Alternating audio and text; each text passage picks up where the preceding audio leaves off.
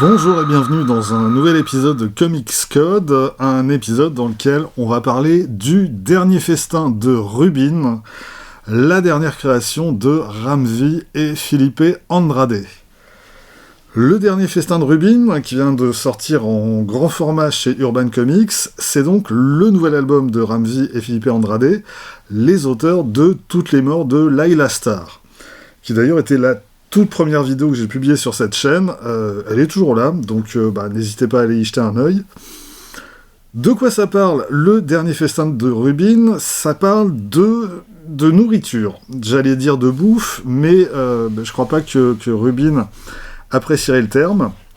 Donc, de nourriture, de ceux qui la mangent, de ceux qui la font, et de tout ce qu'elle dit des uns et des autres. Avant d'entrer dans le vif du sujet, un petit mot sur la préface, qui est signée Maxime Ledin, le traducteur de cet album, et qui parle vachement bien de cette œuvre et de tout ce qu'elle brasse. On sent que Ledin a beaucoup gambergé autour de cette BD, et il me semble qu'il synthétise vraiment bien tous les questionnements que le dernier festin de Rubin a fait naître en lui. En tout cas, certainement bien mieux que ce que je vais faire moi. Et vraiment, je vous conseille de lire cette intro. Alors, vous pouvez sans problème la lire avant d'attaquer la BD, il n'y a pas de spoiler. Vous pouvez la lire après, si vous préférez, mais mon conseil, c'est lisez-la. Bon, alors donc, de quoi parle le dernier festin de Rubin? Eh ben, de Rubin. Et Rubin, c'est lui. C'est cet homme massif, avec un regard assez étrange, et qui va se lancer dans un périple à travers l'Inde pour y goûter ses plats les plus...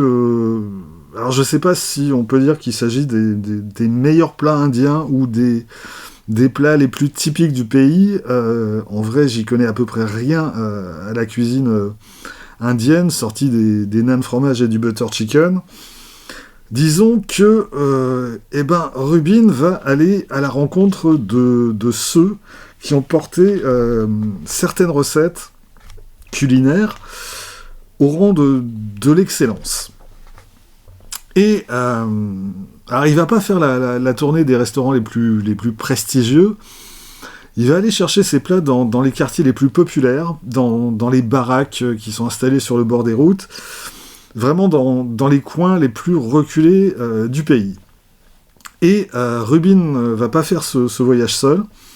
Il va rencontrer un jeune homme qui s'appelle Mohan, et qu'il va convaincre de l'accompagner et de tourner un documentaire sur ce voyage. Parce que Mohan est effectivement un jeune documentariste, enfin un apprenti documentariste, sauf que, en gros, ça fait 5 ans qu'il tente de percer dans le milieu, et ça fonctionne pas. Et là, il a décidé de jeter l'éponge. Et donc, Mohan va rejeter la proposition de Rubin. Enfin, il va la rejeter dans un premier temps. Et puis, il va finir par l'accepter. Parce que, Rubin, c'est quand même un personnage trop énigmatique pour qu'il puisse le laisser partir comme ça. Parce que le projet en lui-même est quand même suffisamment étrange pour qu'il puisse pas l'ignorer. Et puis aussi pour d'autres raisons qu'on comprendra au fil du récit. Et à partir de là, on va donc suivre ce duo étrange à travers l'Inde. Et on n'est pas les seuls à les suivre. Il y a aussi ce duo de personnages, un poil inquiétant, et qui est sur les traces de Rubin. Pourquoi ? Parce que Rubin n'est pas exactement qui il prétend être, ou plutôt, disons qu'il révèle que seulement une facette de qui il est vraiment. Et sa véritable nature, évidemment, je ne vais pas la révéler ici. Et ce duo de personnages, il est là, dans un premier temps, pour apporter un peu de suspense au récit. Et puis par la suite, on va découvrir que eux aussi ont une histoire qui va s'intégrer dans l'histoire plus vaste que raconte Ramvi. Et donc, au fil des 6 épisodes, on va découvrir quelques plats indiens très spécifiques. Et on va même les découvrir en détail. Parce que à chaque fois, Ramvi et Andrade, ils mettent en scène la recette de telle ou telle préparation. Alors, je vous rassure tout de suite, ils n'ont pas fait un bête copier-coller de marmiton.org. En fait, ils nous donnent vraiment une recette extrêmement précise, très détaillée, presque ritualisée, et où vraiment chaque petit geste compte. En vrai, en fait, on a même plus l'impression d'assister à la préparation d'un sortilège qu'à une recette de cuisine. Il y a vraiment quelque chose de magique dans la manière dont ils présentent ça. Sauf que, mine de rien, ça donne quand même vraiment envie. Perso, il y a une bonne partie des recettes qui sont présentées dans le récit que j'adorerais goûter. Et puis, à travers telle ou telle recette, Ramvi et Philippe Andrade racontent l'histoire de l'Inde, ils racontent l'histoire de ses habitants, et ils racontent aussi l'histoire d'hommes et de femmes, celles et ceux qui ont consacré leur vie à perfectionner ces préparations. Alors, même pas pour la gloire ou la fortune, parce que la plupart d'entre eux n'ont pas vu leurs conditions sociales s'améliorer pour autant. C'est même pas une quête de perfection non plus. Alors c'est peut-être juste un amour du travail bien fait. Et puis, comme le dit un de ces personnages ici, que pourrais-je faire d'autre ? Parce que voilà, ces plats, c'est leur vie, tout simplement. Ils ont consacré toute leur vie à ces plats. Et c'est aussi ces plats qui leur ont permis de gagner leur vie, aussi modestement soit-il. Ça renvoie à une des questions que pose Maxime Ledin dans son intro. Est-ce qu'on mange pour vivre ou est-ce qu'on vit pour manger ? Pour ces personnages, la question, ça pourrait être aussi, est-ce qu'on fait à manger pour vivre ou est-ce qu'on vit pour faire à manger ? Et tout ça apparaît ici vraiment intimement lié, le créateur et la création, et tout ça apparaît de manière encore plus mêlée aux yeux de Robin, qui finalement, lui, fait aucune différence entre le cuisinier et sa cuisine. Et voilà, si c'est pas très clair comme ça, je vous promets, ça le sera une fois que vous aurez lu le récit. Ceci dit, le personnage central ici, c'est quand même moins Rubin que Mohan. Rubin, lui, c'est le guide, c'est celui qui nous conduit à travers toute cette histoire. On peut même le voir comme une sorte de mentor pour Mohan. Et effectivement, ce voyage à travers l'Inde va d'une certaine manière le transformer, mais c'est surtout pour Mohan que ce voyage va s'avérer transformateur et révélateur. Quand on rencontre Mohan, il ne sait plus vraiment qui il est, ni ce qu'il veut faire. Il vient de renoncer à 5 ans d'efforts professionnels.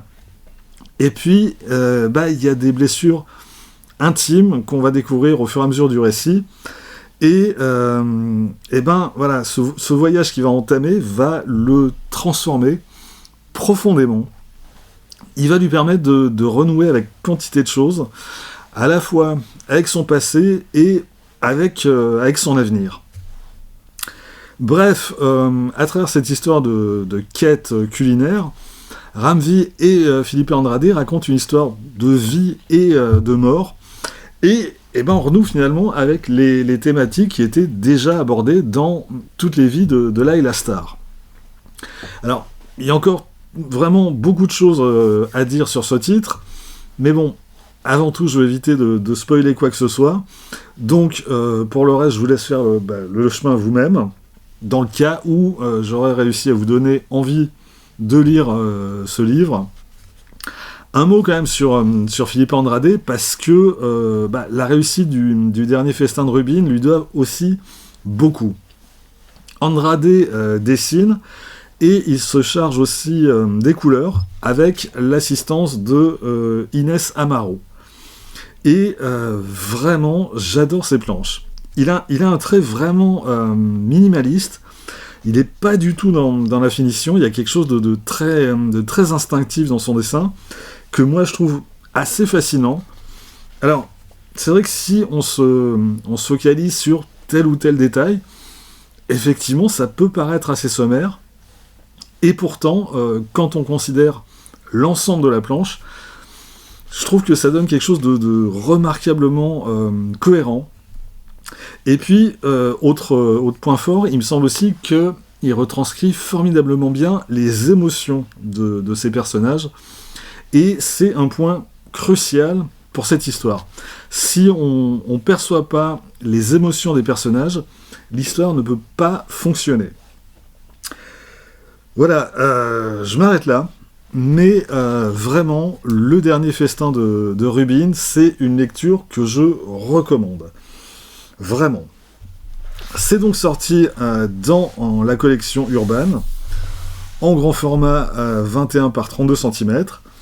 Ça fait 150 pages. La traduction, je l'ai déjà dit, elle est de Maxime Ledin. Et il est au prix de 21 €. Voilà, c'est tout pour aujourd'hui. Rendez-vous très vite pour la suite. D'ici là, vous pouvez vous abonner à cette chaîne, laisser un commentaire, partager cette vidéo sur les réseaux sociaux. Vous pouvez aussi retrouver les lectures de Quack Kent et de Bad Quack sur Instagram, d'avoir ainsi un aperçu du thème des prochaines vidéos. Et vous pouvez surtout lire des comics. Soyez sages et à bientôt.